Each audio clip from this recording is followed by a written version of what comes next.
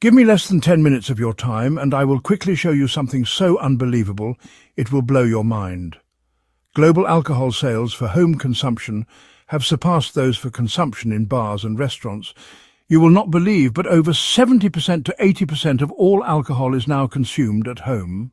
As a result, there is an increase on alcohol production to meet this global demand. The alcohol industry is capitalizing on this trend by tailoring packaging for home consumption, facilitating home delivery, and in turn making it easy for people to drink more or make dangerous cocktails at home. The affordability of drinking at home compared to bars or restaurants has further accelerated this behavior. And lo and behold, this is the new dawn. The bar with your favorite drink is now at home, and you can drink as much as you like, making home drinking the silent epidemic, a death trap we must now talk about. The drinkers are the immediate prey, but sadly those on the receiving end are the children, now trapped in a new global phenomenon which has seemingly defeated their parents. Globally, it's estimated that millions of children live with parents who have substance use disorders. But have you ever wondered what is actually happening inside those homes? It always starts simple. A glass of wine to unwind, a few beers during the game. It seems completely harmless. But what happens when that simple habit secretly spirals into something insane? When it becomes a need instead of a choice? Today we are pulling back the curtain on the insane ripple effect that one person's drinking at home has on their entire family.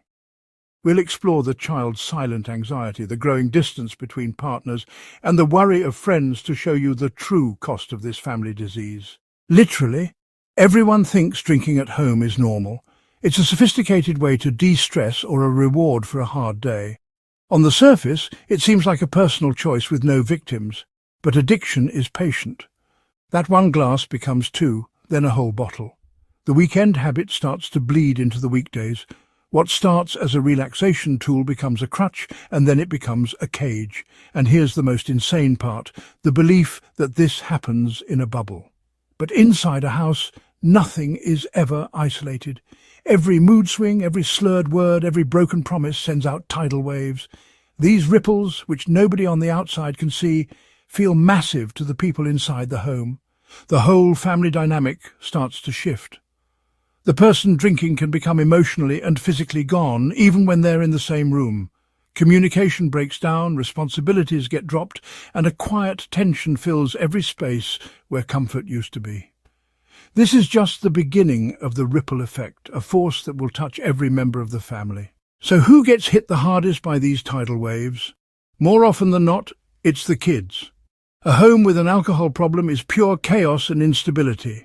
For a kid who needs routine and security, this is terrifying. They learn to live on high alert, constantly reading their parents' mood, trying to guess if they'll get affection, anger, or just be ignored. This constant insecurity leads to a ton of emotional and behavioral problems, like anxiety, depression, and having no self-esteem. And so often, they blame themselves, believing it's their fault. That guilt is a massive burden for a kid to carry, and it can lead them to try to be the perfect child to fix something that is impossible for them to fix. This emotional chaos doesn't just stay at home, it spills over into the rest of their life. They might struggle in school, and studies show a clear link between parental alcohol problems and bad grades. Socially, they might pull away because it's hard to trust people when their most important relationship has been so unreliable. Maybe the craziest fact is the long-term risk. Children of parents with an alcohol use disorder are up to 4 times more likely to develop the disorder themselves. It's a cycle of pain that goes on for generations. They are literally robbed of a carefree childhood, forced to become caretakers and secret keepers before they even know what those words mean. But we're not done yet. Let's talk about the partner, the person in the eye of the storm. As one partner's drinking gets worse, the foundation of the relationship crumbles. Trust, the bedrock of any partnership, is the first thing to go. It's destroyed by 1,000 lies, broken promises, and the constant need to hide what's really happening. The emotional connection is gone. The non-drinking partner is forced to become a caretaker, managing the money, the household, and the emotional health of the kids. This creates this insane loneliness and resentment, as they feel more like a manager than a loved partner. Fights become constant, with research showing a huge link between alcohol abuse and domestic disputes. The financial strain can be incredible, with money being spent on alcohol or related problems, which destroys the family's stability and adds another layer of insane stress. All of this destroys the partner's own mental health. Feelings of anxiety, depression and chronic stress are super common. They feel so isolated, they pull away from their own friends, usually out of shame, trying to protect the family's secret. The relationship that was once a source of strength becomes a source of non-stop pain and exhaustion. Look, I know this is an intense topic. If any of this sounds familiar, for you or for someone you care about, you are not alone. This is the reality for millions of families. If you feel comfortable, sharing your experience in the comments can be a huge way to break the silence and show others they aren't alone either. There is help and there is hope, and we're about to get to it in just a second. The ripples just keep spreading, moving outside the house to friends and extended family. When drinking takes over someone's life, they pull away from everyone. Hobbies are gone, plans are cancelled, calls are ignored. And it's not just the person drinking, the entire family usually pulls away. The shame and stigma of addiction are so powerful that families isolate themselves to hide the problem, cutting themselves off from the exact support systems they need the most. For friends, it's just confusing and painful. They watch someone they care about change, becoming unreliable or acting in ways that make no sense. Friendships that were easy become strained and full of tension. It puts friends in a difficult position. They want to help but have no idea what to say or do. Their concern might be met with denial or anger. Sometimes they become enablers, ignoring the topic or making excuses just to save the friendship. This slow retreat from social life just makes the isolation deeper for everyone, leaving the family to face their struggles completely alone. Okay, so we've seen the insane impact. Now we have to talk about how to fix it, because this is not a hopeless situation. If you're a family member of someone who is struggling, you might feel helpless, guilty, angry, or just exhausted. All of those feelings are valid. The first and most important thing to know is that you are not responsible for their drinking, and you cannot control it. One of the most powerful ideas for families is called the 3 C's. You didn't cause it, you can't control it, and you can't cure it. Realizing this can change everything.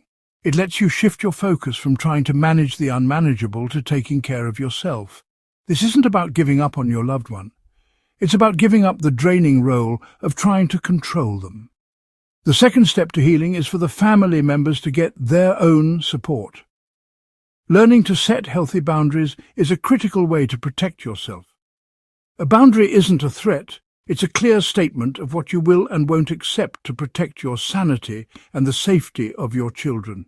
It might be, I love you, but I will not get in a car with you when you've been drinking, or you're welcome here, but I will not allow you speak to me disrespectfully. Seeking help for yourself is the first real step to breaking the cycle. Thousands of families and friends are affected by someone close to them who drinks, and so it is not the time to keep quiet. It is time to talk it out before it tears you down. There are many free anonymous support groups where you can share what you're going through with others who actually get it. There are also many professionals such as health workers. Faith leaders are always ready to help you talk it out. Talking is not a sign of weakness, but a strategy for strength. Getting guidance from a therapist who specializes in addiction can also give you the tools you need to survive this journey. There is nowhere to hide anymore. The social and emotional impact of home drinking is no longer a private matter. It's a family disease with a ripple effect that is deep and wide. It shapes a child's development, destroys trust between partners, and isolates a family from their community. But the story doesn't have to end there. And while alcoholism is a family illness, recovery can absolutely be a family journey. It all starts with understanding, with breaking the silence, and with finding support. Remember, reaching out for help is an act of strength, not a sign of weakness. You have the power to break this cycle and start writing a new chapter, one of healing for yourself and your family. For now, let's forget about blaming laws and pubs. The onslaught is on our homes. Alcohol has invaded our families. The cost is high and the silence has to break. But you are not alone. Help is available out there, but healing begins where hiding ends. You are not a burden for speaking up. You are brave for refusing to carry this burden alone. If this video was helpful, don't forget to share your thoughts on the comment section. Remember to share it with your friends so that we can keep this home drinking awareness moving. Together we can challenge this new shift and break cycles of alcohol misuse.